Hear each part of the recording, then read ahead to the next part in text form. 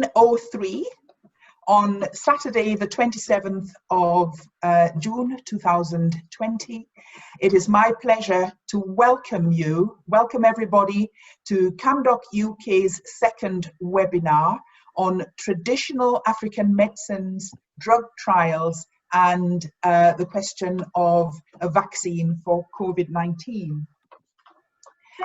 My name is Montia Morgan, and I'm an ENT surgeon in Basildon, Essex, and I am the outgoing chairperson of CamDocUK. It is my pleasure to introduce our new chairperson, Dr. Linda Bello, who's going to give you a wave just now. We've just had our AGM and handed over to our new, vibrant and young executive. Thank you. I would also invite you all to visit our website, www.camdocuk.org, where we have a plethora of educational information, as well as videos and links to all the organizations with whom we have contact and that we work with. It would be very remiss of me to, if I did not thank all our donors and give you a little update on our PPE project, which you have been supporting us with. At the last webinar, I did promise to send you all an update, and I hope that this would have hit all your inboxes within the past week. Due to your help, we have raised up to £18,000 towards our Covid-19 relief fund. And at this point, we have ordered a large consignment of personal protective equipment, which will be arriving Cameroon shortly to provide protection for our healthcare workers.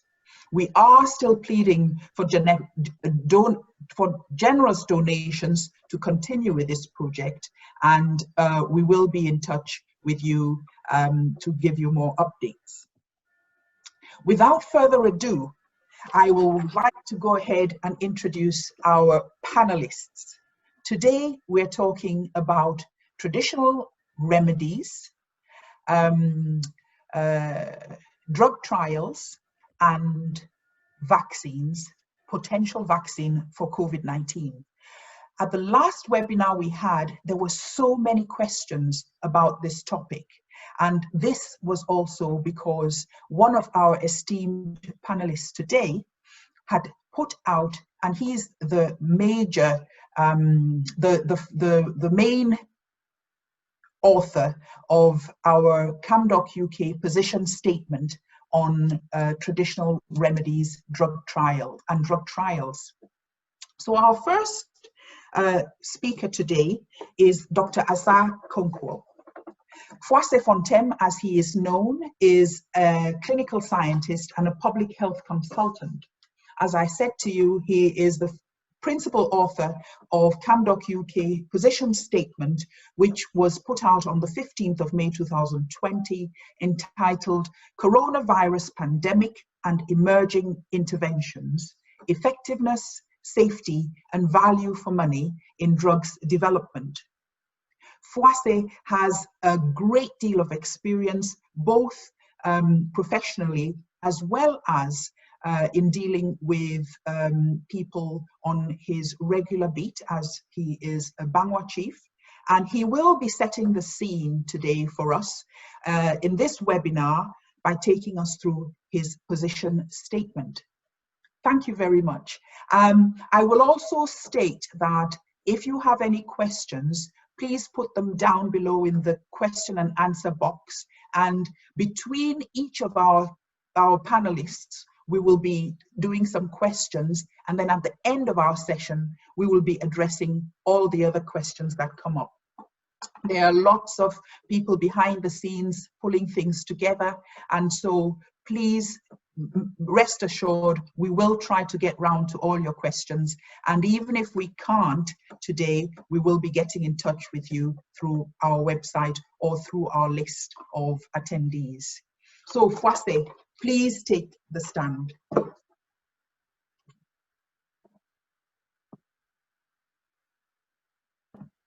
You'll have to unmute. Yes, thank you, Dr. Morgan. Thank you, everyone, for giving me the opportunity to address this second webinar. And thank you to my co-panelists as well. I think the key is the crux here is the position statement, as mentioned. It is not my position statement, but I orchestrated to arrive at something known as the CamDocUK's position statement. And the position statement is actually addressing a crisis of confidence. The crisis of confidence relating to this COVID pandemic that is really gripping the entire world.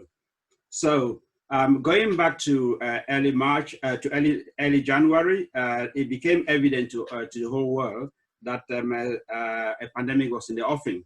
But as fast forward to March, it became obvious that because there's such a high death rate, there is no known cure for this pandemic. There's global panic. As a result of that, inevitably a plethora of medication remedies was emerging. Now, there was obviously therefore a crisis of confidence on three fronts in terms of the evidence for the medication that were emerging, the loss of legitimacy as we perceived it, loss of legitimacy for a regulatory framework for evidence-based medicine, especially so in Cameroon or sub-Saharan Africa. And there was a crisis of confidence as to where do we situate what was emerging then in terms of organic medication or in terms of traditional medicine. So this is what the position statement is effectively addressing. So the first thing here is the crisis of evidence.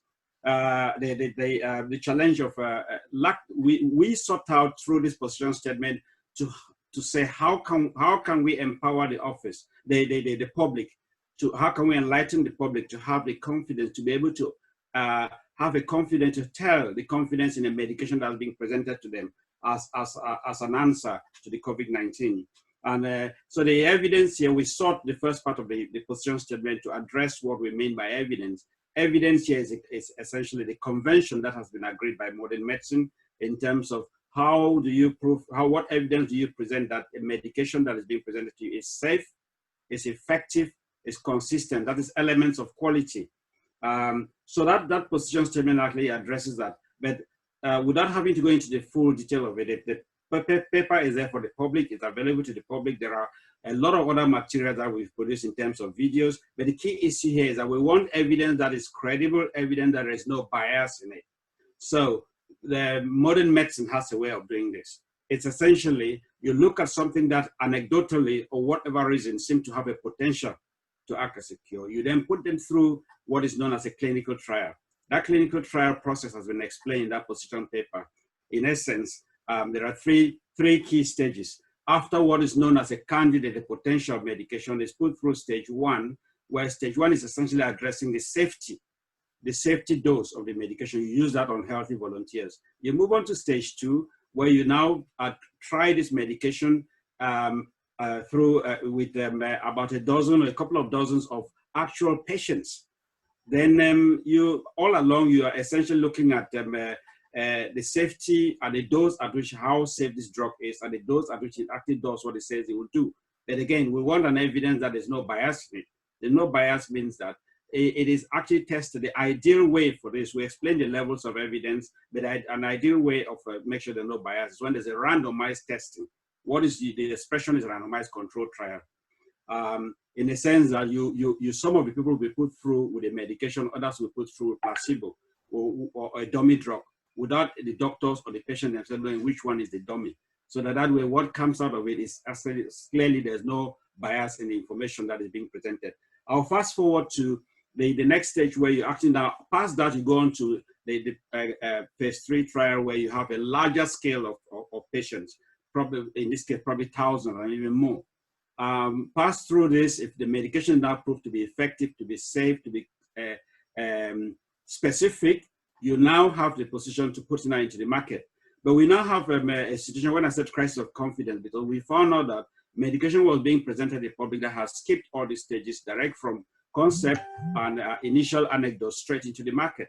So all that is explained, what is defined as evidence. part of the reason why this is all happening is because the regulatory framework, people have lost trust in whatever system. We are not saying that there is governments, and even in Cameroon, they've got clearly a framework in place. But obviously, we know the Ministry of Health has a Department of Pharmacy and Laboratory Medicine that actually authorizes drugs. And there's also a research institute for medicine, for medicinal plants. Luckily, we have an expert in this panel who will now actually give us a lowdown on that than I ever will. We have Professor Bacham who will speak later, so I'll just leave that to them. But to say that the regulatory framework has, to our perception, has collapsed. So we have now come out with a suggestion, we've come up with a suggestion as to how to regain that legitimacy through something that we have proposed a new Center for Medical Development. What makes it novel and what we think will be able to bring back the legitimacy, that we are saying that they will introduce an element of surrogate advocacy, where the public themselves actually sit in that panel at the highest level, at the board level of that new Center for Medical Development, so that whatever comes out of that, becomes an authoritative element that can actually give the public to have some credibility in medicine that are being produced for people to buy, or even for clinical trials that are about to happen. That should be an authoritative body that will be able to screen based on all this what I've explained earlier about issues of evidence-based medicine. They will be able to screen the proposed trial as well as the medication to be able to convince the public that this is really something that it says what it says, it's safe, it's effective. So those are things that we've put together in that position statement. But just to close, we recognize the fact that up to 40% of medications drugs today originate from plants based. So we recognize therefore that traditional medicine has a very important role to play. And for that reason, we are saying that we recognize this traditional medicine, the potential they've got. You've heard about Cleda, Archbishop Cleda's drug in Cameroon. You've heard about COVID organics in Madagascar. So there is clearly potential, but we are saying that these are not yet they're not yet convincing to jump into the market. Let's look at them as candidate drug, candidates which we know that there's a great potential based on the early findings, put them through the process. So we are saying that here to close that traditional medicine has a key role to play, but then we are saying that we should engage them formally, and then because they'll become a very powerful source for candidate drugs to put through proper process of medical development. We are not in any way endorsing any traditional drug out in the market, but we are saying that there is potential. We recognize them and say let them go through the formal process. And so to close, number one, the paper actually helps to guide people hopefully about what's known as levels of evidence and what do we mean by evidence-based medicine in clinical practice and in hospital practice. The second one, we're saying that there's a need for an overhaul of the tradition of the whole regulatory process, and we have suggested our own, that we want something that you, the people of the public, actually have a say in it through the use of surrogate advocacy. And finally, yes, we recognize that plant-based medication, tropical medicine has a key role to play as a key source for candidate medicine that needs to go through this regulatory process. I think it's a fair enough point for me to pause at the moment and see if there are any questions. Thank you. That's wonderful. That's wonderful, Dr. Kokwo. That's really good. Setting the scene, because so far we haven't had any questions put forward, but I have a burning question. Why on earth would we want to be putting our medications that our grandmothers for years and years and years have been using to treat us with no problems? Why do you now need to take these and put it through Western drug trials when we know that they work? What is the big deal? Well, yes, thank you. Very, very important question. And again, it brings a whole range of issues to be teased out in terms of standards. What do we mean by, we'll talk about your Western standard and of course African standard. The other point the question actually teases out is essentially back to the issue about evidence. The fact that grandma's remedy over the years has actually stood the test of time does not necessarily mean that we can actually say for sure what harm it has been causing or not even causing. But let me first tease about the one about standards.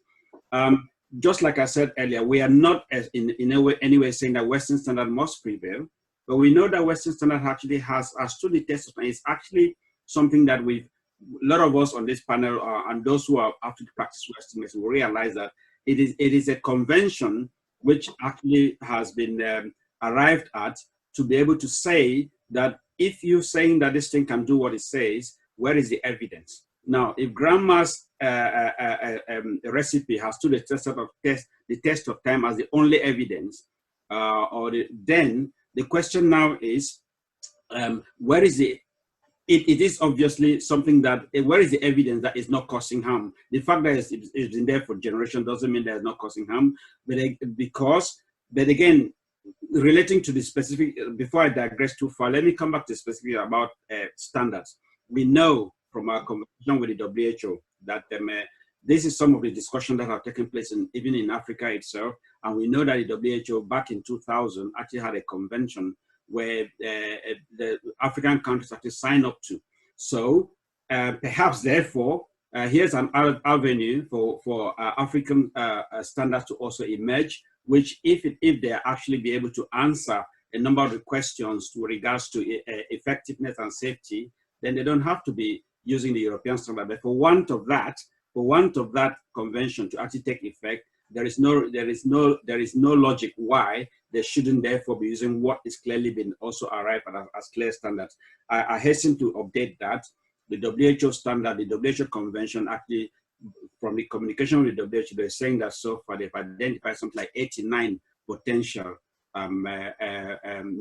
traditional medicine products in Africa. They've identified 89, and 43 of this, it is alleged, have actually gone through already international formulary, international drug system in a number of countries in Africa. So it might well be that as by way of answering your question, saying that yes, Western standard is there, but it seems African standard is also emerging. What we really like to know is to reassure, get more information to reassure us that those standards are actually answer the issues of quality. Whether it's Africa or Western, the generic issue here is quality, and quality has to say safety, quality has to say effectiveness, quality has to say specificity. We know what happened. Grandma's recipe might be good for a cold or whatever, but we know what happens in Africa is that grandma's recipe then ends up being used for so many other things, lack of specificity. I'll pause at this point. Thank you. And again, I think it's a really exciting time. It's a fantastic time because these are things that have been, as you quite rightly say, are age-old remedies. But because of the position where COVID-19 has no cure, then we are left with patients looking for, desperately seeking for something to help them in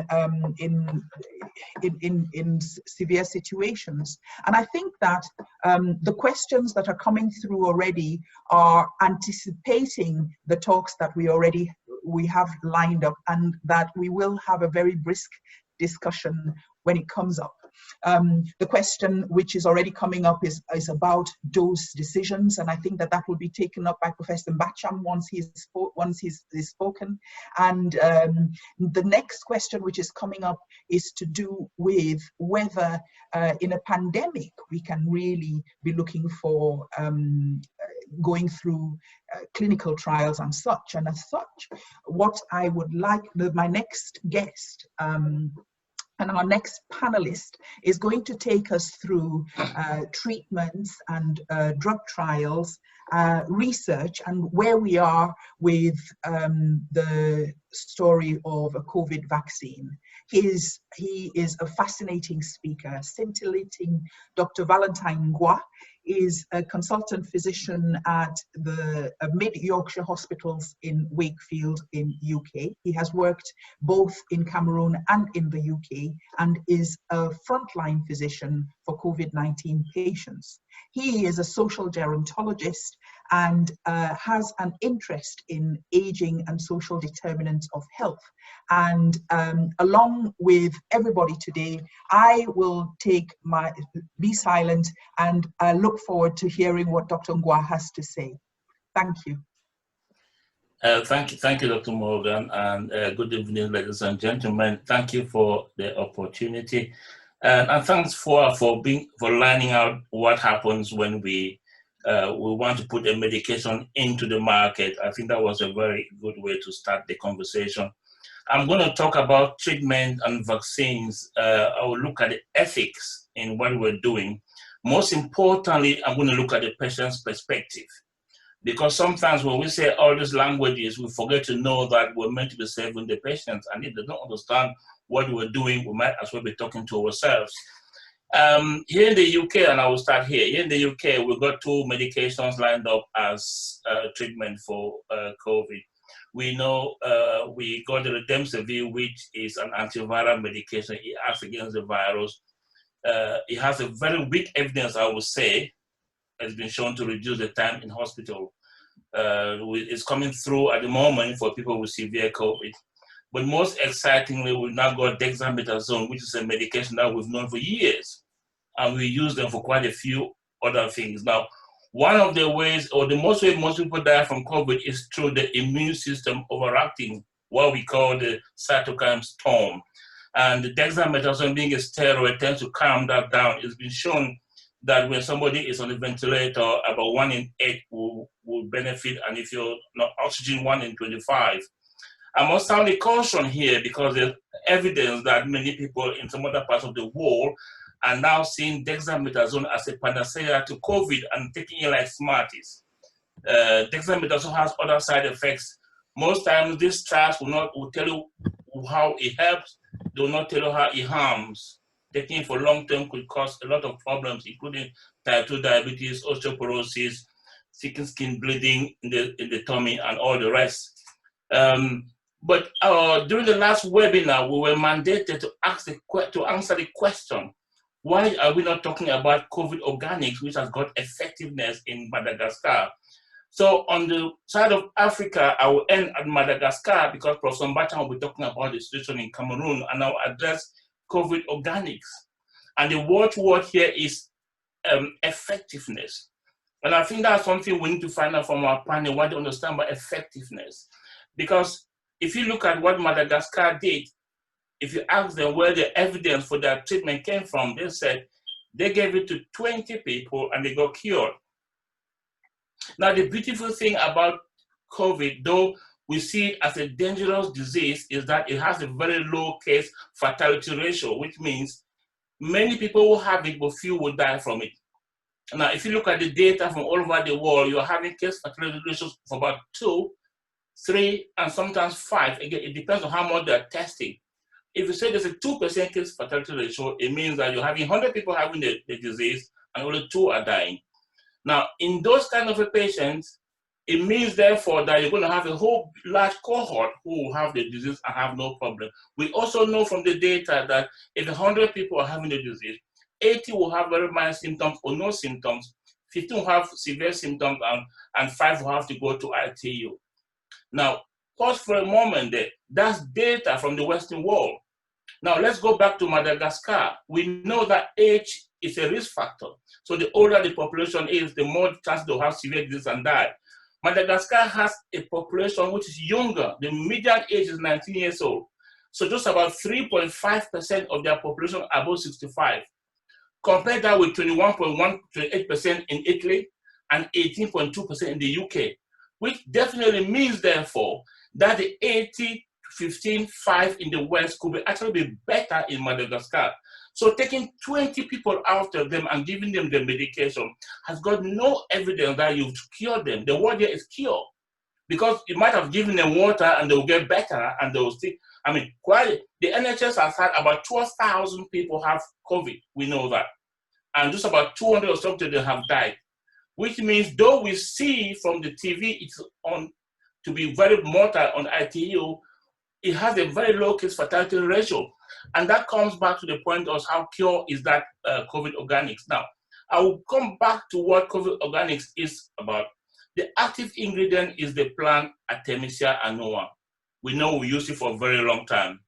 The Chinese have used it for hundreds and hundreds of years, and it's been used against malaria.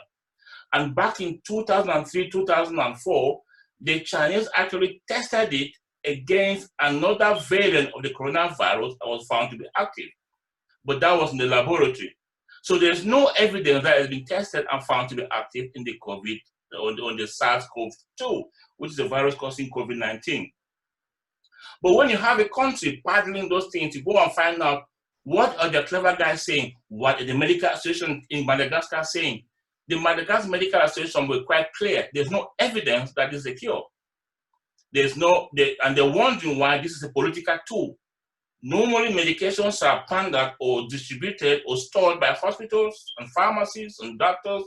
But here we have medication pandered by the presidency and the politicians. So it sums up that we're having the researchers, we're having the regulators, we're having the review board and the community into one. I think, as Fuase said, it is time we go back to the drawing board and see how medications are put, even if it means that we have to do our own regulations ourselves. Now, people have asked the question, do you expect us to do a randomized control trial in the pandemic? Where is the place of research in the pandemic? Don't forget, research looks at the future care. So it might not benefit those who are taking part in research, because some of them will have bland medication, but it helps future care. That's how the dexamethasone came into being. That's how the remdesivir came into being. But this is a very big ethical question, which for the patient, you want to make sure that you're getting the best treatment, and you don't want to know you're having a bland medication. This was discussed in 2014, 2015 at the Ebola crisis in West Africa. And it took many months to have this argument. It's a very big ethical dilemma. However, the conclusion was they should carry on with research because that's the best evidence they could get. So if I get people saying to me, why do you have to do research in a pandemic? I would say you have a point. In ethics, how you argue your point, they have a point. As well as if you say, people say you need to do a proper research trial, so you also have a point. It's how each health system argues its point. But what you want to see is evidence as stipulated by science. Now, I'll take this further and look at the patient's perspective. In as much as we say all this evidence and science and whatever, what does it mean for the patient? If somebody comes to you, what do they expect? We know patients don't come to you with just their symptoms or their disease. They come with their thought as well. They're asking themselves many, many questions. And we've always been taught as we're training that if you do not assess their thoughts in terms of their beliefs, their concerns, and their expectations, you've done half of your job. Now, what are the beliefs of our patients? It's varied in the brain community. But the most stringent one they have as a belief is that for every symptom or for every disease, there is a treatment. What are their concerns? You just have to look at the TV in April and May to see the amount of people dying. When you see those small numbers passing underneath saying 1,000 people died in the UK today, 2,000 in America, and to look at the pictures of people in ITU being tubed, they see the bad side of it, and to hear the journalist call the disease a very nasty disease. Of course, you're concerned of the fact that you could have COVID and you could die.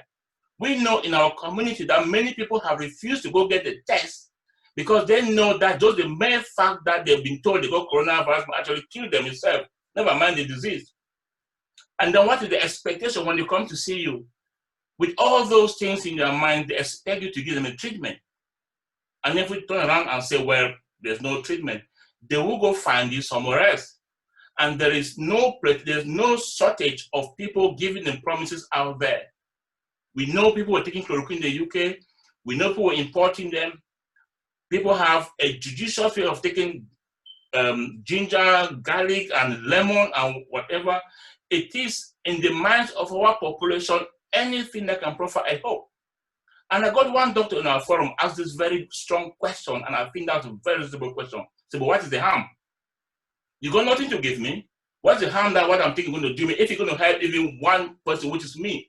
I would say, yeah, that's true. There is no harm in it. There's no harm in that. I don't like you're not having a big bowl of ginger like we saw the guy in America having a big bowl of ginger, and it's not going to rupture your stomach or something like that. But the issue, if you look at most of these trials, there's an issue of usual care. During the Ebola crisis, they were testing some medications against usual care. Now, usual care in Africa is not the same as usual care in Europe or usual care in America, because usual care here will mean that you're having daily blood tests done, you're having oxygen done, you're having every other thing done, which itself might make you recover from the disease faster than usual care in another place. So therefore, if these people have this condition back in Africa and the usual care is not so good, why then are we not saying try whatever as long as it causes no harm? That's an ethical question that will have to be answered. Now, let me just shift to vaccines, if I could, at the moment. Again, this is a very, very big topic that I would think that it would need more than one webinar to talk about. But I will just mention 3 of the vaccines. We know they are going to trials at the moment. And the ones which are important are the ones that are actually causing a lot of talk in our community. The first is the gene vaccines, which they're trying to get some part of the virus to get into our cells and now produce some proteins which will act as antigens to now make you form antibodies. And people, it's a new technology, and people are now concerned that it's going to alter your genes. Now, the specificities of those will come as you go along. The one I'm quite interested in is the one that's happening in the UK here in Oxford, where they're using the adenovirus, they're attenuating it so it doesn't replicate in your body, and they're using some particles of the virus, of the SARS-CoV virus, attach it to it and inject it so your body can be able to identify those elements of the SARS-CoV virus that can cause infection. And that's the one that's now gone into trial. And I'm happy to say the trial is even involving South Africa as well, so South African blacks. And the third one is the standard way in which vaccine always been done before, where you take the virus, you kill them, and you inject them in the person to see whether it elicits an immune response. That's going on as well. But permit me, Madam Chair Lady, to speak about the conspiracies on vaccines, which I think is a very big issue. We've had some social media output, we've got some petitions going around, and that a lot of it has stemmed. I'm not going to address the anti-vaxxers. There are people who are anti-vaccine no matter what. But there are some people who are quoting Mark Hancock's speech of the 18th of June, and they're saying he's intending on injecting or vaccinating Black people first. Now, believe you me, I'm not a fan of Mark Hancock. I believe that his incompetence caused 12,000 NHS staff to get COVID, and some of them died, including consultants, and I think I'm not his fan. But that's not what he said. And it's a bit of, it's a shame that they're taking his speech out of context. He said, now that the vaccines are becoming available, they're going to prioritize it to patients who are high risk and vulnerable. And the high risk people he's talking about was people in the health and care. So the frontline staff with the NHS and the social care. The people who are vulnerable are people above the age of 50, people who have chronic conditions like diabetes, chronic kidney disease, and heart disease. And then he now said at the end that as time goes on, we'll find out how much vulnerable the other members of the public are, like the BAME community. And somehow these two people have now taken that last part to mean that he's saying he wants to vaccinate the Black minority. If you look at the people he's mentioned, the frontline NHS health and care staff, majority are white. If you look at the people above 50 in this country, majority are white. If you look at the people who have got chronic condition in the country, majority are white. So if you look at it overall, majority of those he call vulnerable, high risk are white people, not Black people. But you can understand, again, I always like to go to our patient's perspective. You can understand why our people are so jittery, because there's a distrust with the health service. This has come out in all the reports we've had, the Public Health England report, and I'm so glad that there was a report sent by 37 or 39 Black minority ethnic groups, including CamDocUK and the Cameroon Nurse Association, stipulating to the government to actually look at this community a bit closer. Dr. Ngwa, you have 1 minute left. Right. So thank you so much. Because of this, and I think it is very important at this point in time that we now get these communities engaging with the government in the right way possible.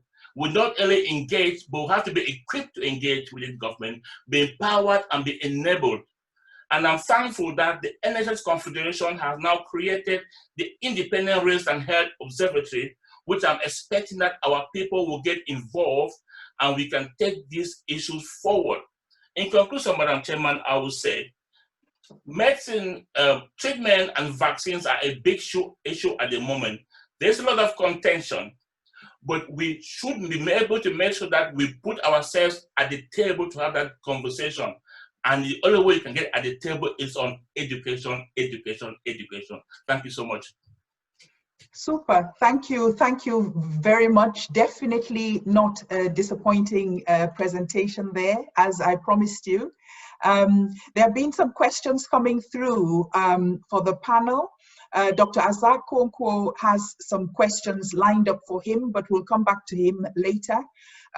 There's one question just here. It has been confirmed, Ms. Irene Tamajong comes through, it has been confirmed that the treatment discovered in Madagascar has also been effectively used in curing COVID-19.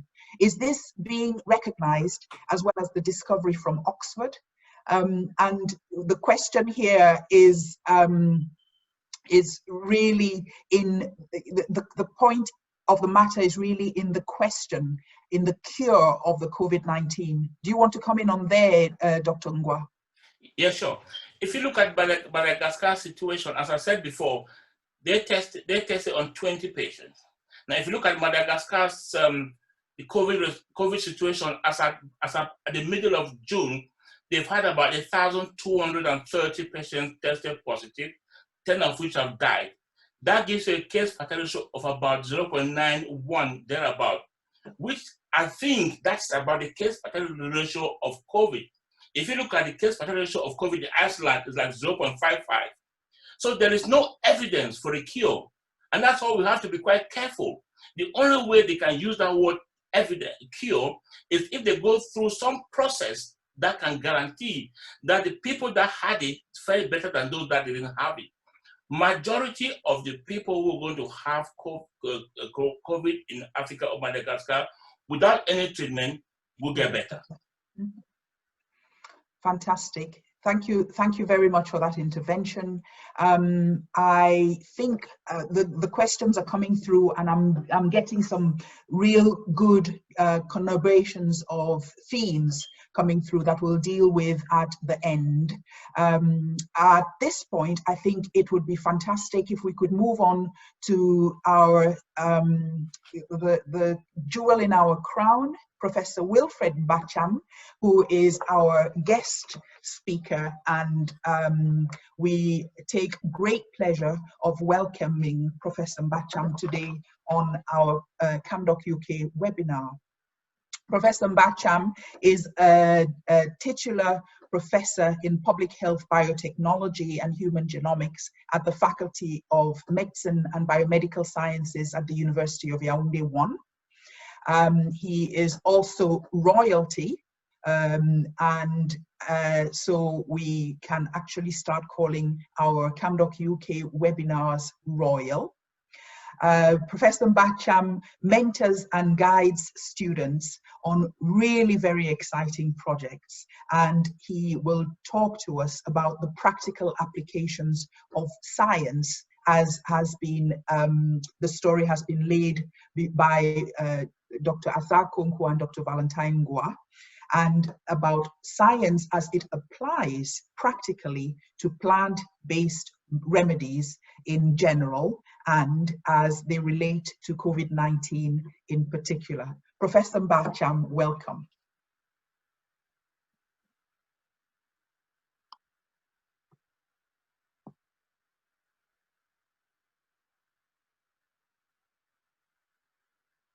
Inviting me, I think.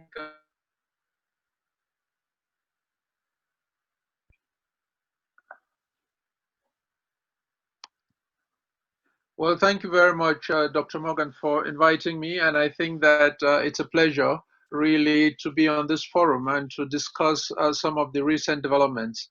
I would like to share my screen.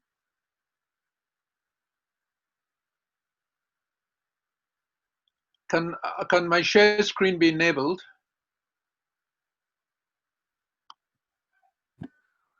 It is enabled. Okay. It is enabled. Can you succeed? I'm trying. Okay. Okay.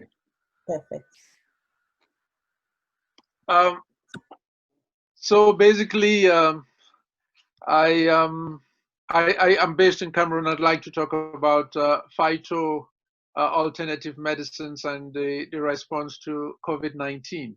And to say that I'm a biochemist by training, and I majored also in molecular parasitology, but I went on to the United States to do public health, and been involved in clinical trials for some 22 years.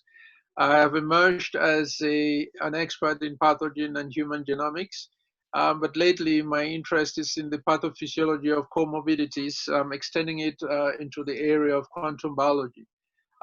Plants are a hobby to me and a passion, and that's because I'd like at some point to set up a tea industry, in a way balancing of the pathogenesis by bringing in aspects of salutogenesis. I want to say way back in 1998, one of my students, when I returned from the United States, I did not have as many reagents at my disposal, and so from the Hausa lily, we developed, which is called Lawsonia inemis, we developed a chemical called lawin, which I used to stain proteins in acrylamide gels. I went on to attend a defense in which someone mentioned a plant which had verapamil-like properties, and that was beet spilosa, out of which we developed beet peel, which was shown in 1999 to reverse chloroquine resistance. One of my other students worked on garlic, and we added another substance, and we called it allicin. And I'm a mushroom farmer. I grew pleurotus, so a student from Senegal came, added moringa and one other, and we called it Biomac, which is now selling in Senegal. And the other student worked lately on combretum, and could show that besides high blood pressure reduction, it was also active against salmonella, and we called it the combreti. And last week, one of my students defended where he had isolated a heat-resistant peroxidase from Vigna species, and we called that Thestapa. And all of these have been defended as either master's or doctoral dissertations. Before I continue, I'd just like to say that the statistics as of yesterday were 12,592 cases, as where the 52 under severe condition. And out of those, Cleda's medication has assisted 4,374 cases feel better. That's almost, or if not, it's 1/3 of Cameroon's cases treated with Cleda's medication. There's a scientific committee that has been set up to develop the protocol for treating from asymptomatic to the severe cases. Here in Cameroon, it shows that chloroquine, which is the ionophore for taking zinc into the cells, is still helping our situation. To that is added azithromycin and also vitamin C, and then the patients are monitored. If the conditions get worse, then they get into the severe cases, which are those that actually go into the ICU and named as stage 4. And these are followed, these patients are followed first by establishing a baseline, and then subsequently to see that their parameters are still stable.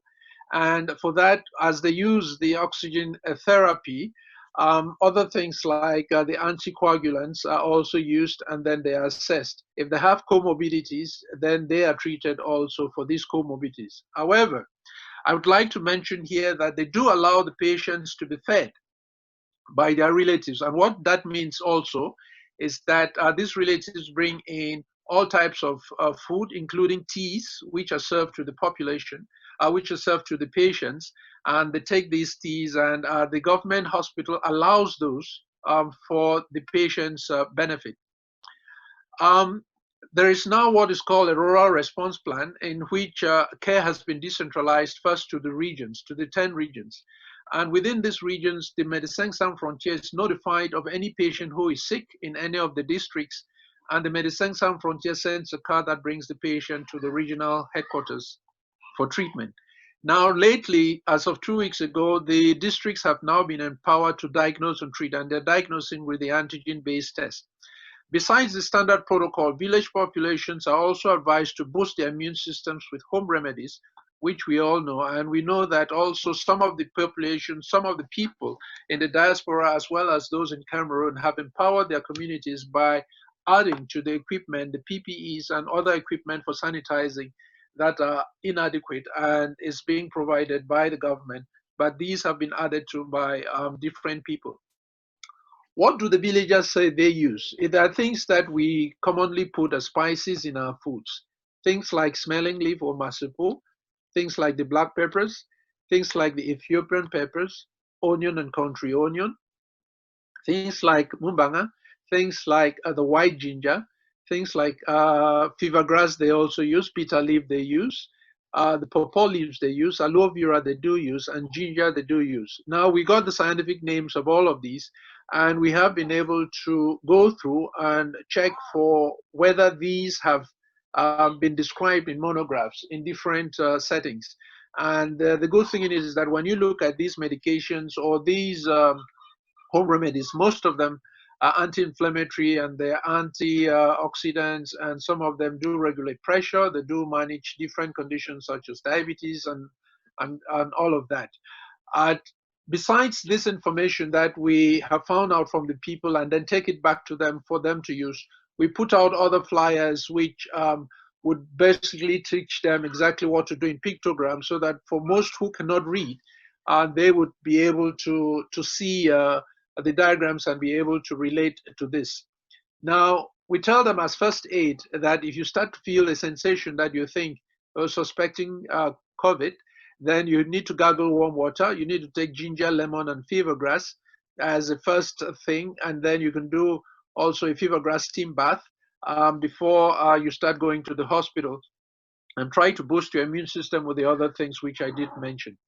Let me remind you and say that of the fact that the king's apothecary or the queen's apothecary is made of natural substances, teas, herbal preparations, clay, ash, extremophile preparations, grandma's recipe, but there's also the biomimetic exploits, which they have been able to look at things in nature and copy and look at those and able to take those for the treatment of different human ailments.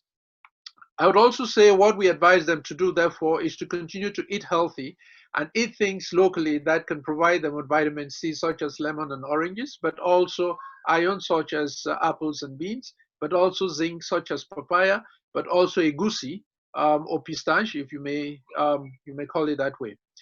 We then, some other traditional doctors in the Western province and also in the Northwest and Southwest told us that they took guava leaves and mango leaves, and some of them say they took aloe vera, fever grass, and bitter leaves, and the steam therapy I had just mentioned about.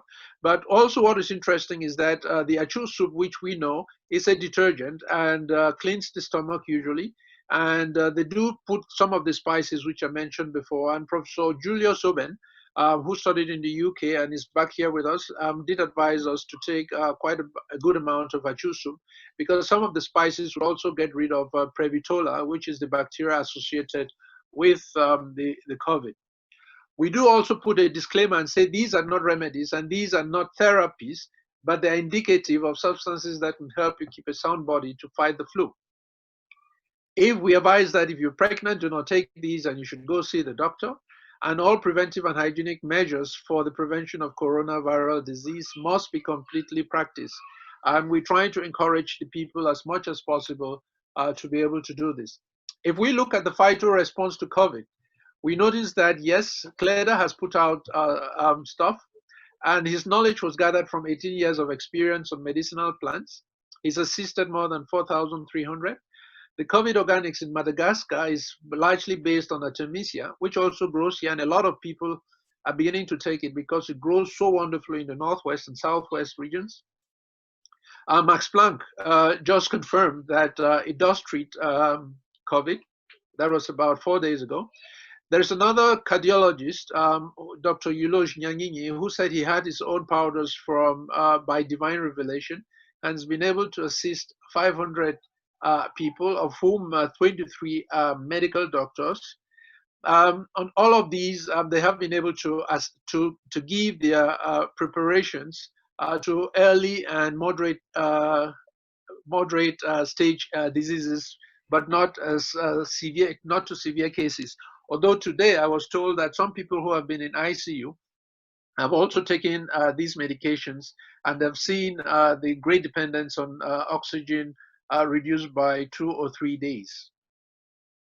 I'd like to say that the Prime Minister ordered for a commission to be able to assess the validity of CLEDA's claims, and he has two preparations called MK1 and MK2. Among these individuals, general practitioners, a general practitioner, a diabetologist, a botanist, an organic chemist, a galenic pharmacist, a radiologist, an operational strategist, an epidemiologist, and a biotechnologist. And the types of reference as to use the WHO guideline exit poll to do two things. In the first phase, to determine the effectiveness of that practice. So he's accepted to give all the 4,300 records that they have for this committee to be able to make an assessment on the validity of his claims. But quickly, they're going to look about dosing, safety, and toxicity, and also the contraindications. And this is immediate.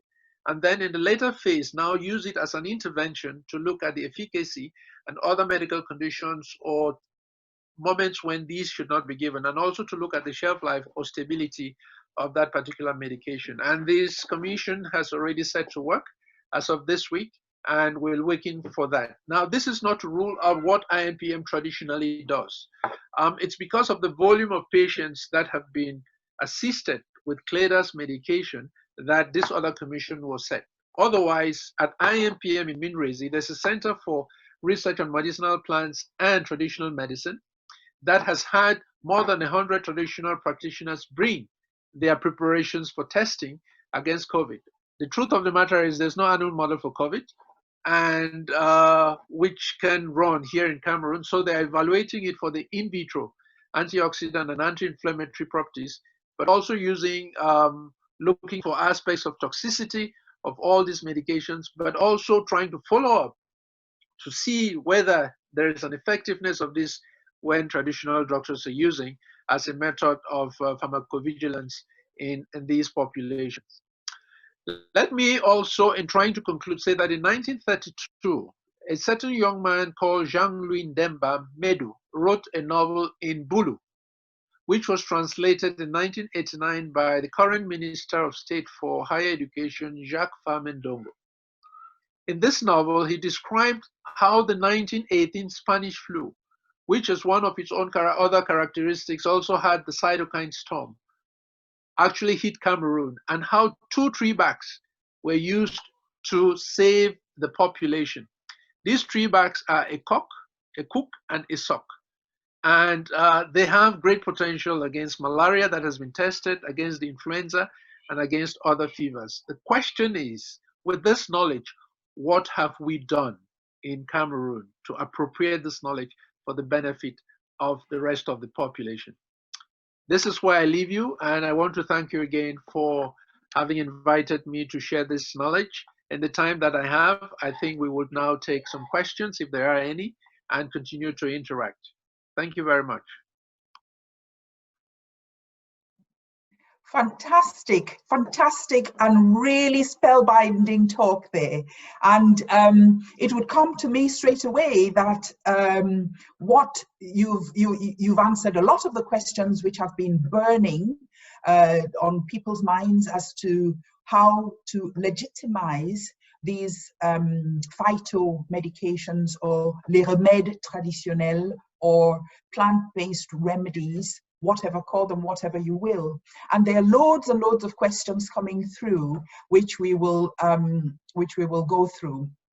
Now, the first one is from one of our CamDoc doctors, Dr. Obale, and it has been answered already, but I think that it will be good to hear your comments on this. The tonic made by the priest has been used in treatment, and especially in this pandemic when there's not been any time to check on patients' comorbidities. The fact that it is a good outcome is something that we need to celebrate. And of course, the fact that it has a good outcome should be celebrated. But I think what is coming out from all our panelists is that we need to have good evidence that not only is it of help, but that there is no harm, and that the process by in actually devising this, coming to this conclusion, is what we have had, first of all, described by Dr. Asakonko, and that Professor Bacham has so eloquently taken us through so far. Now, there are questions coming through about whether we can share your presentation. Professor Kiven Lukong from Saskatoon is wondering whether you can share your presentation generally or personally, and obviously that just shows how well it has gone down. There's a question coming through from to Professor Mbacham. Now, when we say that Cleda concoction has been used to assist a couple of people, have we considered excluding the natural recovery rate associated with COVID-19? And what has been done to evaluate the efficacy of these various concoctions? I'll address this to Professor Mbacham. Okay. Well, thank you very much, Dr. Morgan. I think that the questions are very well in place. We ourselves have asked those same questions. And yes, my presentation can be shared. This is of education. There's no intellectual property to this. And the wider we spread the information, the better on what we're trying to do. I would say that my words were very clearly selected. I said, he has assisted patients, 4,300, more than 4,300 patients feel better. I did not say treat. I did not say cure. I said he has assisted this number of people. And there's every reason to say that. We do not know exactly whether his medications are just an immune booster or they're actually antiviral. We do not even know the preparations that are in his in his preparations. He has promised to tell us what medicinal plants are, and the Commission has said no, we don't want to know now because we may let out what actually are in those preparations. He has submitted this for intellectual property protection with the OAPI based in Cameroon.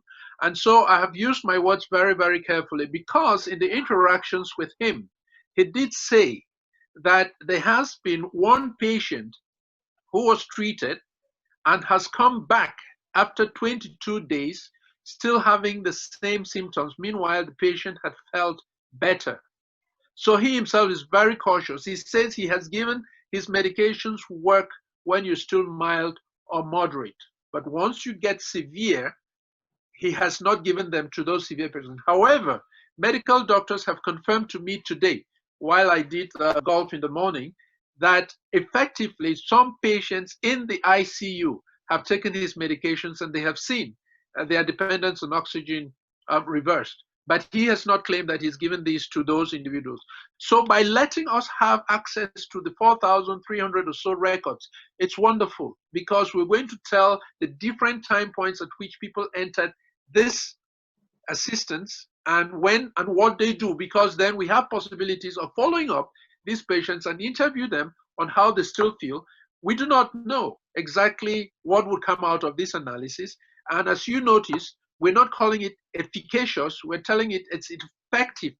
Mm-hmm. And these two terms are different. So we're hoping that with that analysis in phase 1, we'll be able to design what now should be in the long term of phase 2, the effectiveness, the efficacy, by doing an interventional study, the same way that Dr. Asa was mentioning, but using the WHO protocol.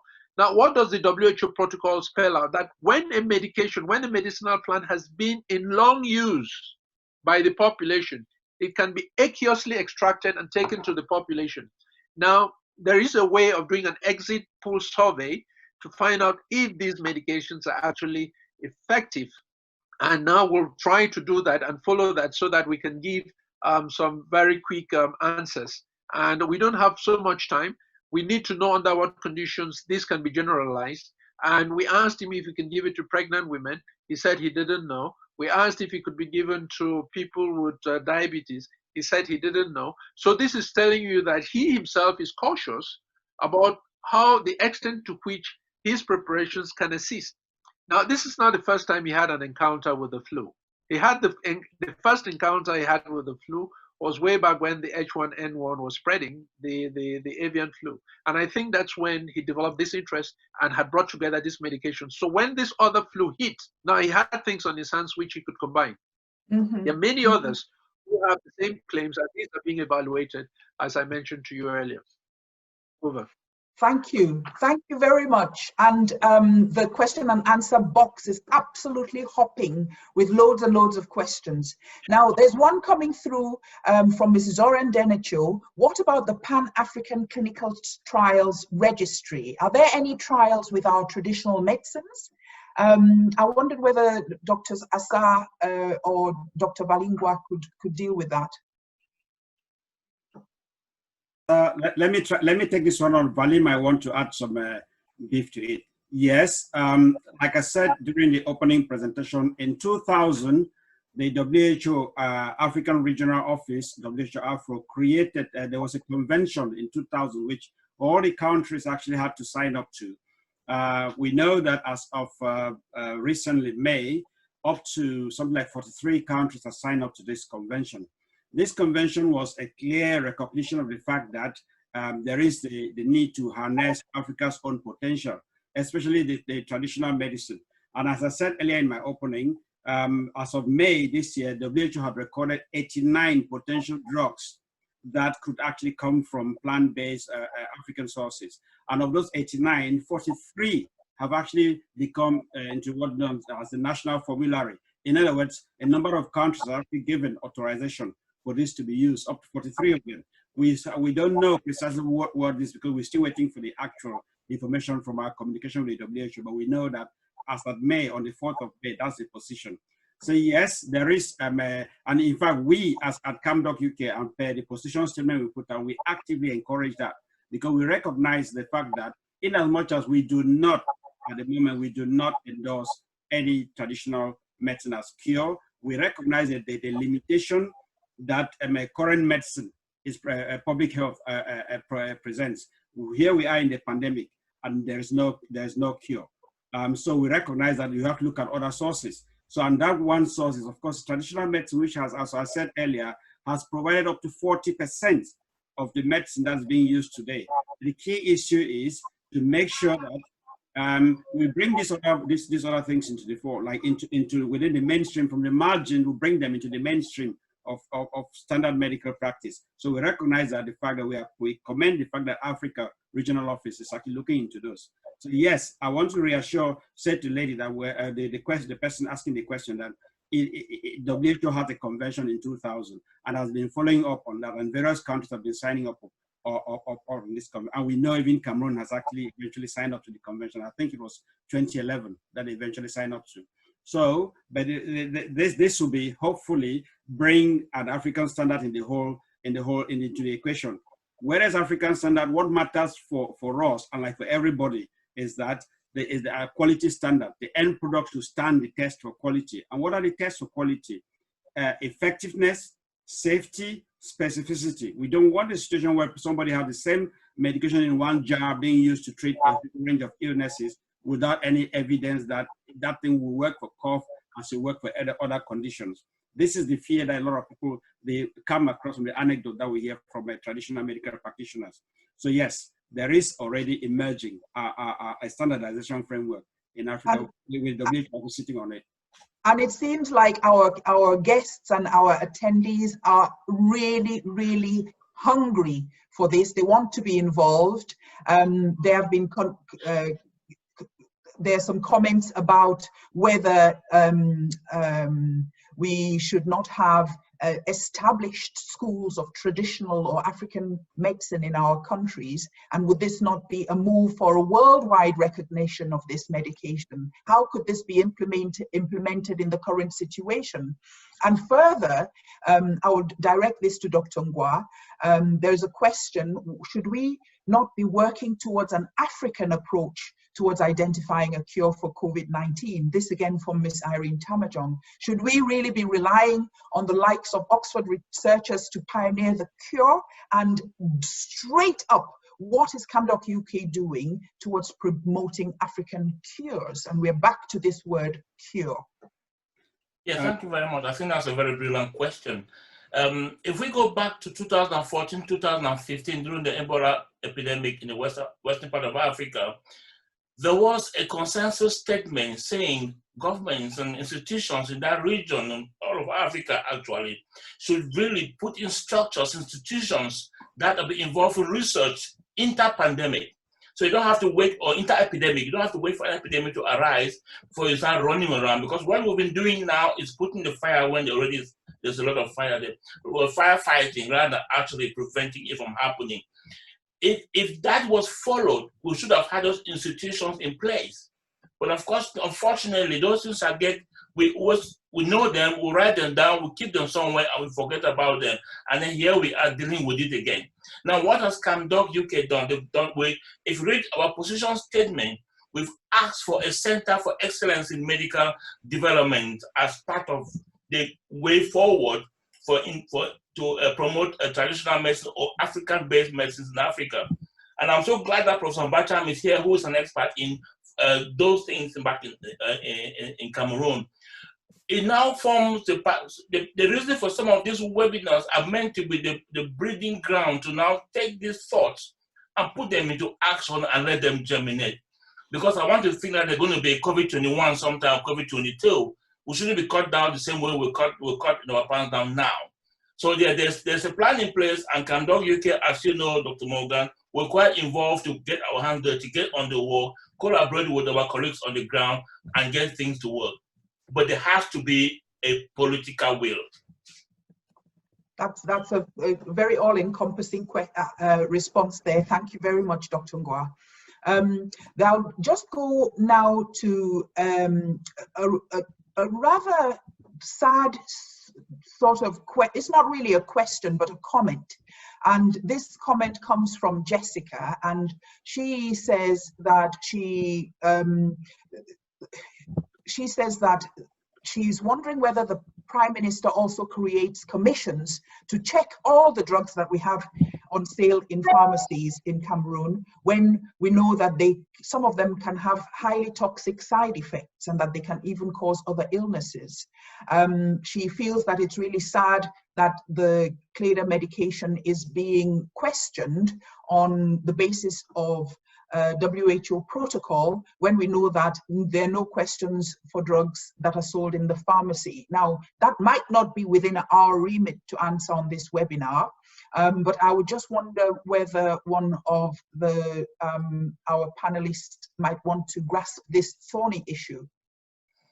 Can I say something, Dr. Morgan? I think I've always said this, and I did say that in my presentation, a bit of it, but I've always have this discussion out of this conversation, and it's always been the worry about COVID is it falls a lot in the remit of politicians and bureaucrats rather than frontline physicians and researchers.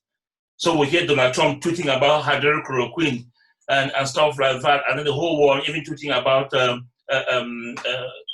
how do they call it? A lot of chemicals that are used in the household.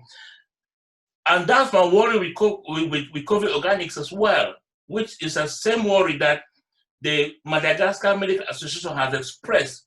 Why is COVID organic a remit for the politicians rather than for the people who are in the research and looking at the people who are doing, the people who are in regulations as well? It is the same thing we're not seeing in Cameroon. And with all due respect to Professor Bacham, but we're expecting an institution to be dealing with these things. And like we've always said, we do not need strong men, we need strong institutions. I want to be rest assured that there's an institution looking after my welfare as a regulatory body, rather than somebody sitting down and passing command to do something that got to my welfare. And I hope we're going to get there. But it's a very big issue at the moment, where we're getting politicians and bureaucrats dealing with things which I think is above their understanding.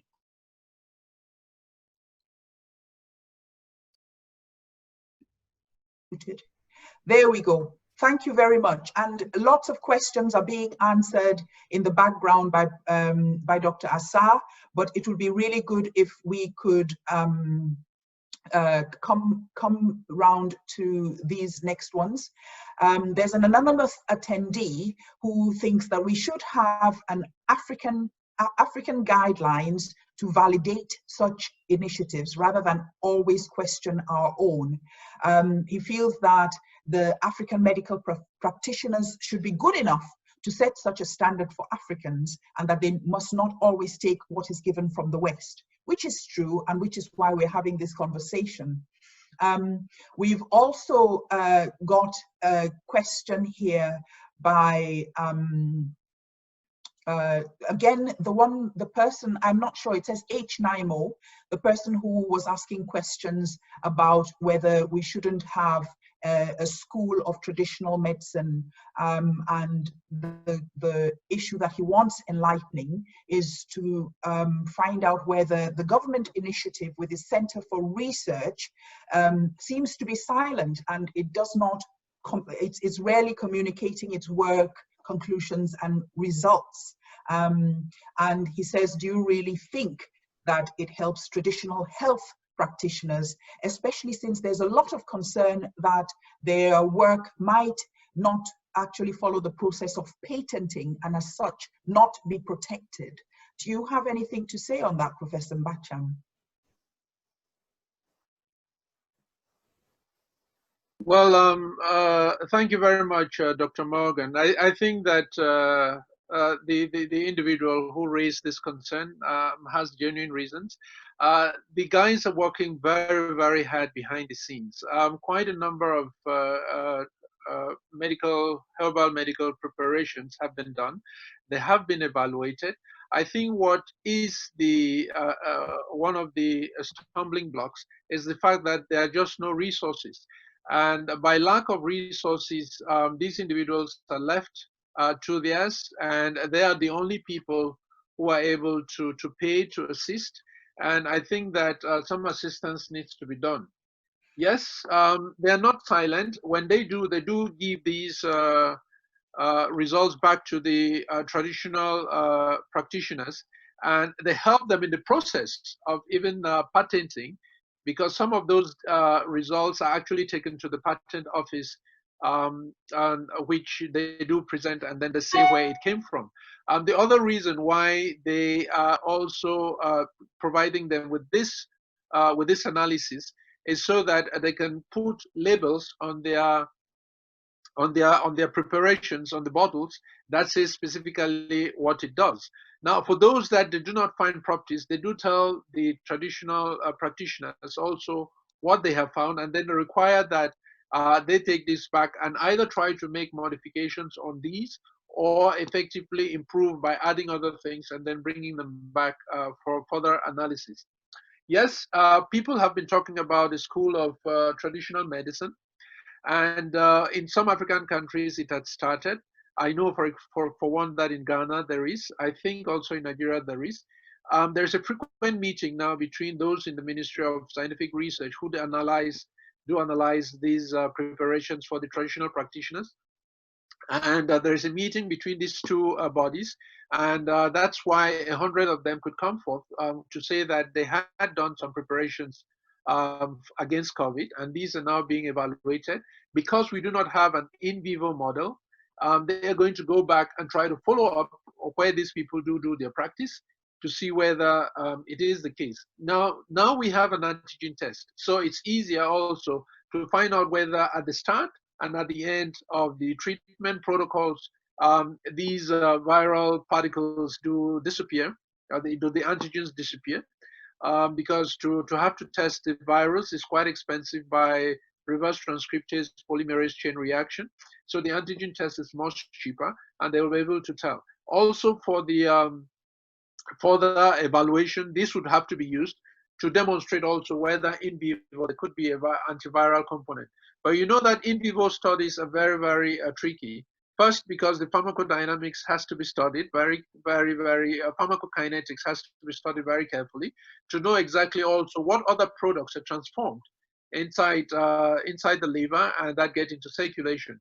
So some of these studies may take a long term to be able to do, but first is to determine the effectiveness in current practice and to see whether these are actually making the people feel better and that there is no recrudescence. Now, labs like mine would be associated with the further evaluation to see if there are patients who come back and do show that the virus is present again in them.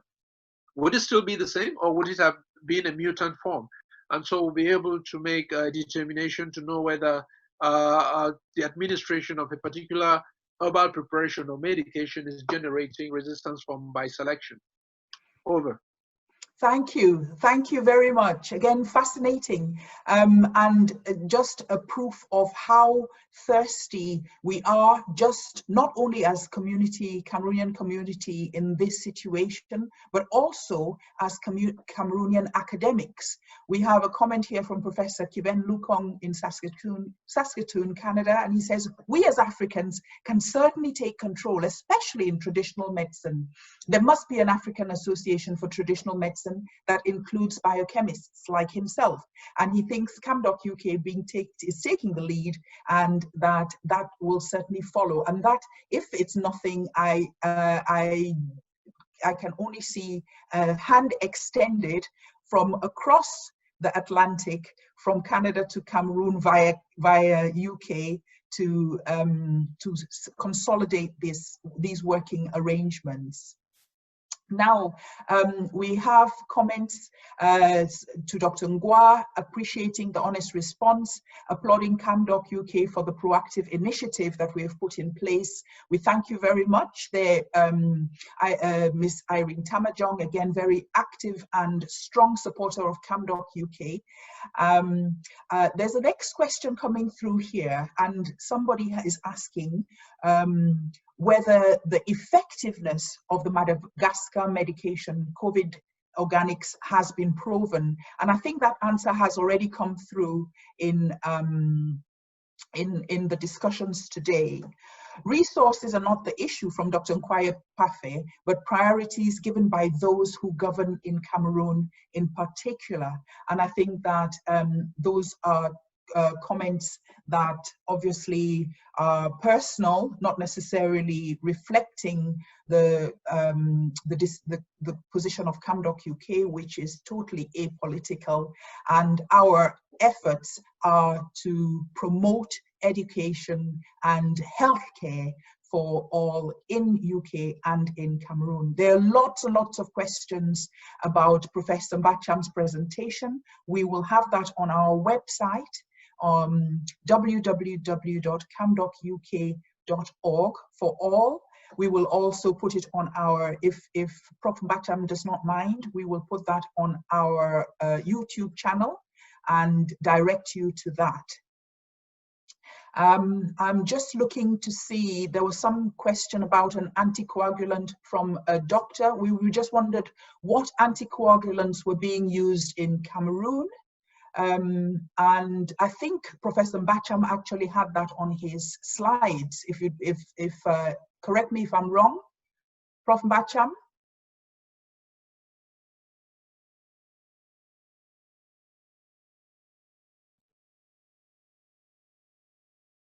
Yes, I did have that on the slides, and I would say that what they use is enoxaparin and rivaroxaban.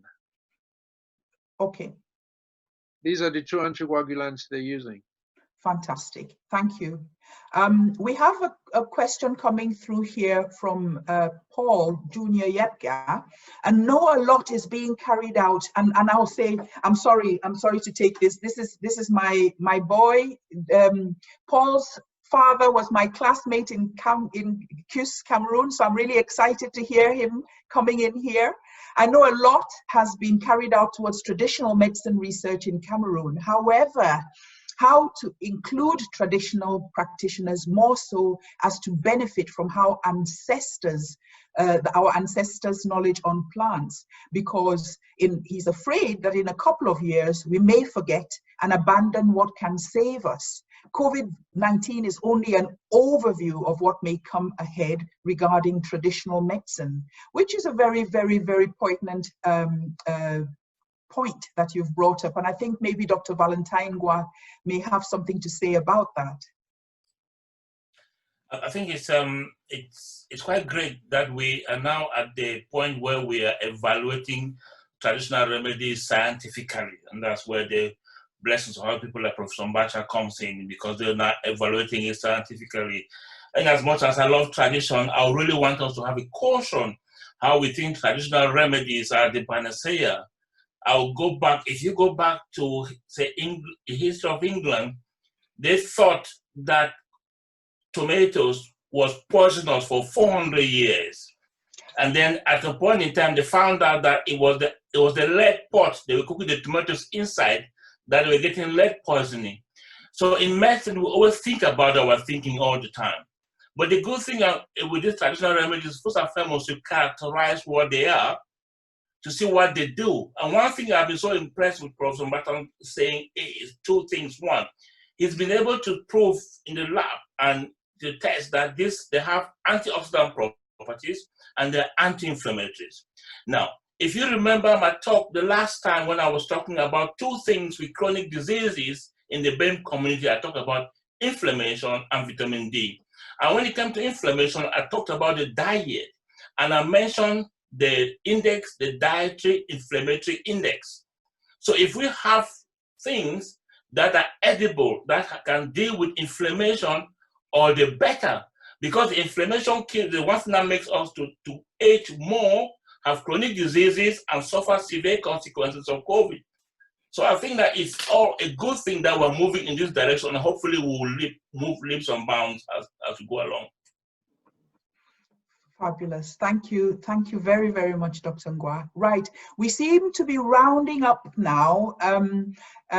We have one question here coming through from Marie Claire. Marie Claire says she tried to get Dr. Fru, the famous CamDocUK doctor, to join, but he seems busy. So she's not sure whether Dr. Mbacham, Professor Mbacham, is aware of his work on COVID-19, and if by any chance he's working towards including him in the work that is being done on traditional remedies.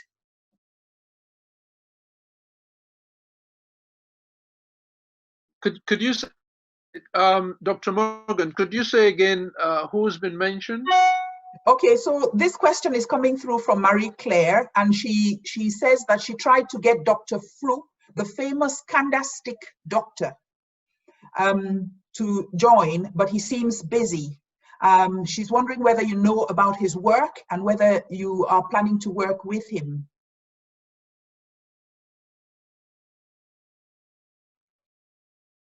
What's the name of this physician? Dr. Fru is a tradi pratician. Oh. Yes, we know of Dr. Fru's practice, and I think he himself developed a nasal spray, and he's developed some other stuff, and I think what I saw him advertise was that in his preparations there were about 75 medicinal plants, and with 75 medicinal plants, this is a no-go area, because it will be difficult to tease out which plant is doing what. There is a limit to the number of plants that you can possibly mix to come out. But I know that he did advertise lately that he's developed a nasal spray, which would be a good thing, because that's exactly where the virus is also lodged. And I still wait to see this. I do not know whether he is part of the 100 traditional health practitioners who took their formulations to the Ministry of Scientific Research. It is not my duty to go and find out. I do not know precisely, but I know where his practice is, and I would go see if I can buy one of his nasal sprays, and then with that I would be able to inform you offline on what it is, and then maybe you put it on your website.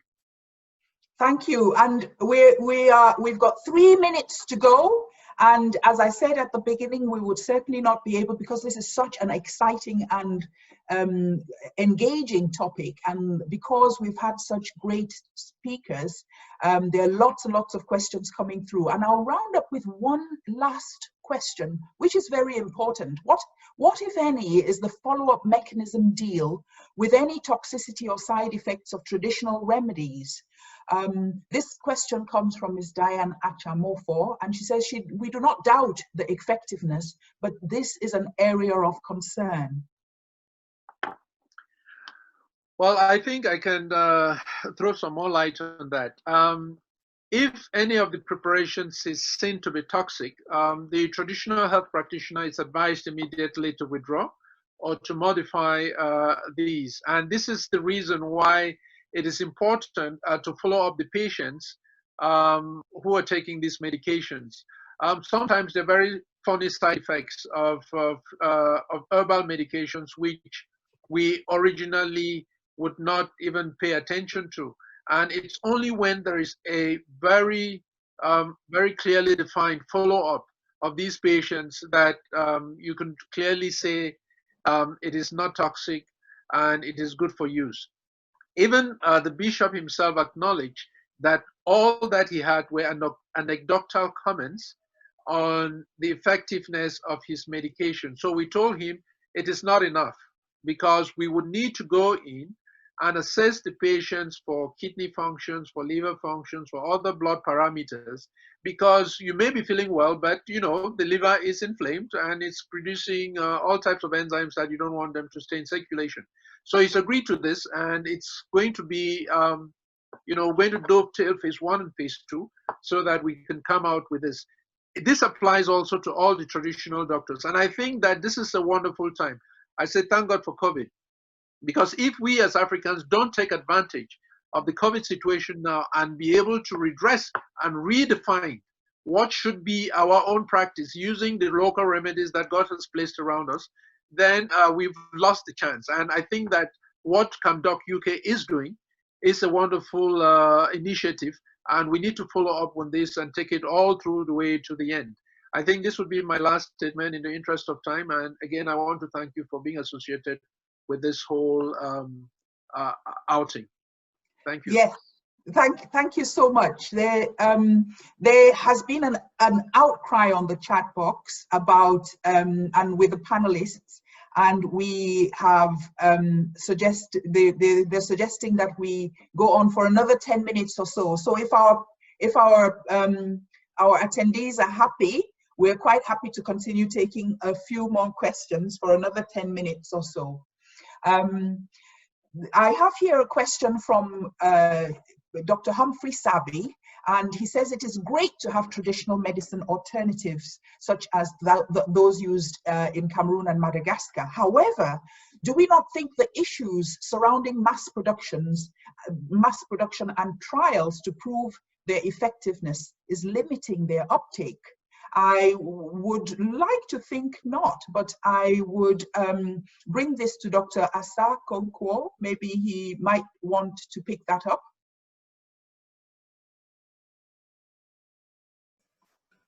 Thank you, Dr. Sabi. And I think it gives me also the opportunity to sort of put this whole discussion we've had in these two seminars into a context regards to where are we heading with this.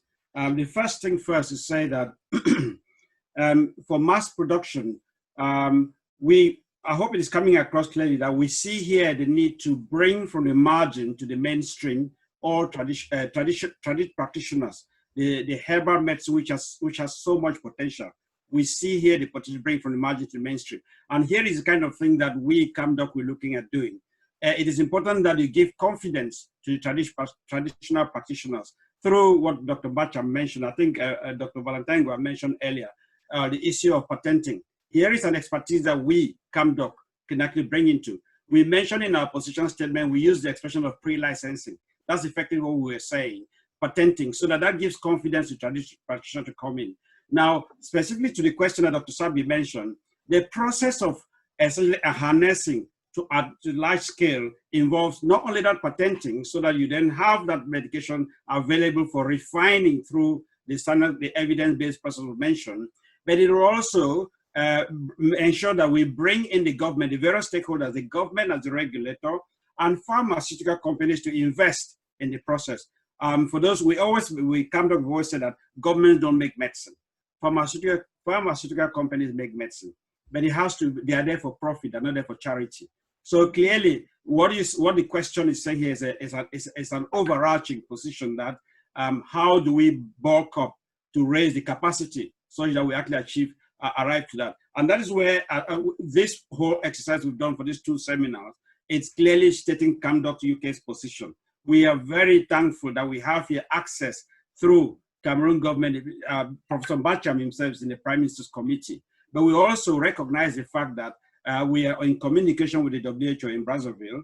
And so essentially talking about the next steps, where we're looking at essentially how do we move all this discussion, all this stakeholdership, all the questions that the participants have actually been putting forward. We're going to pull all this to ensure that we beef up the position statement into a much more robust document, which will hopefully, well, maybe at the future date when we're giving updates, will be essentially telling how we have tried in our own way to take this forward.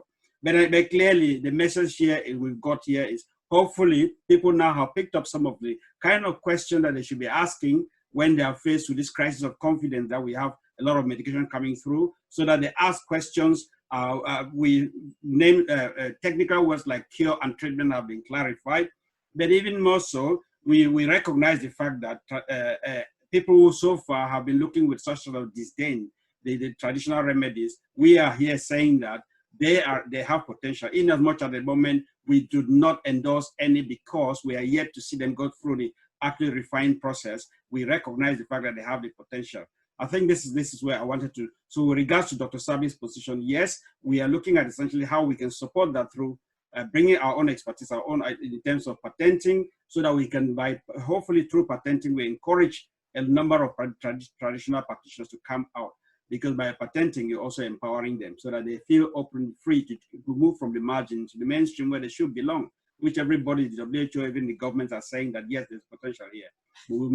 We must make sure that we then bring this and refine them through so they meet quality standard. We are not trying to talk down on anybody. The quality standards is what everybody wants to see: safety, effectiveness, and specificity. So that's why we are very happy that we have access here to talk to somebody like Professor Bacham. And obviously, through Professor Bacham is not only, as we've seen, he has access to, he can communicate even with other scientists, not only in Africa, but right across the world. We have here the UK, we are thankful that we have the UK expertise from the National Institute of Clinical Excellence, the WHO expertise, all that we can bring them all together. We recognize there's a clamor for African traditional medicine kind of a framework. We recognize that WHO is already on that, and we can see how we can support that process. I think I'll leave it at this point.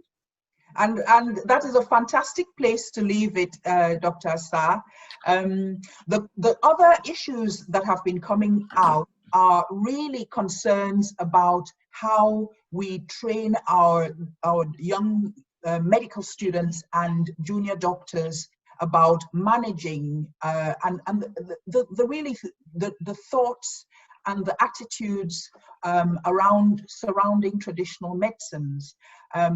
What we have here coming through from Bechem Ndemazie, Dr. Ndemazie over in Florida, is that he feels that the presentation by Professor Bacham was wonderful and raises hope that there is a future in Cameroon and Africa in general towards exploiting our own products. However, there's a very, very pertinent question here from H. Naimo. I'm sorry if I'm pronouncing your name wrongly.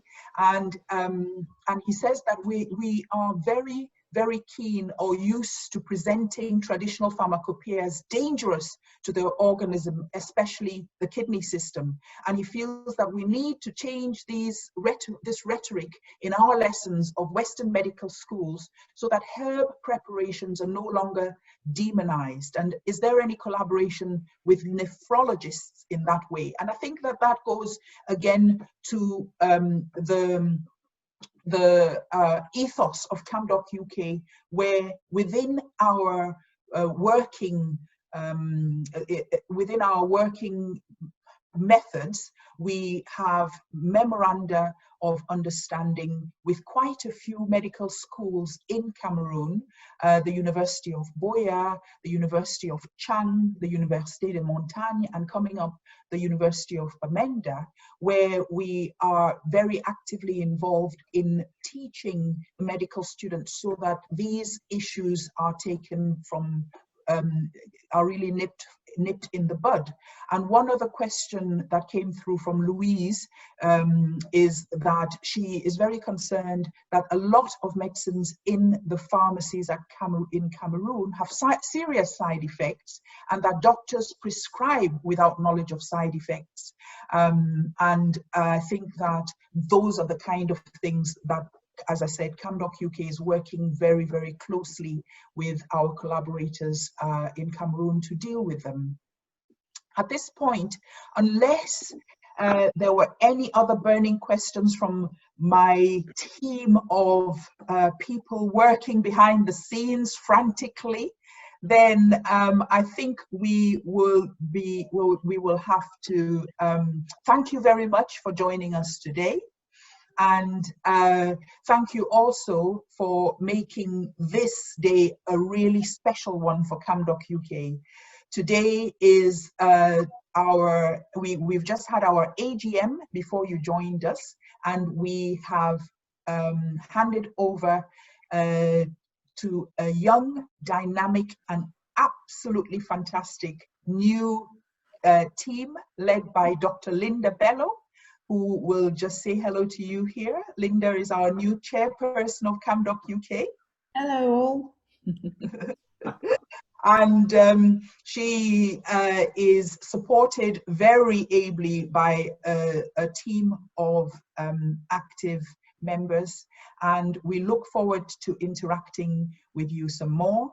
And hopefully, if you could join us on and follow us on our website, www.camdocuk.org, as well as our YouTube channels, YouTube, Instagram, and Twitter feeds.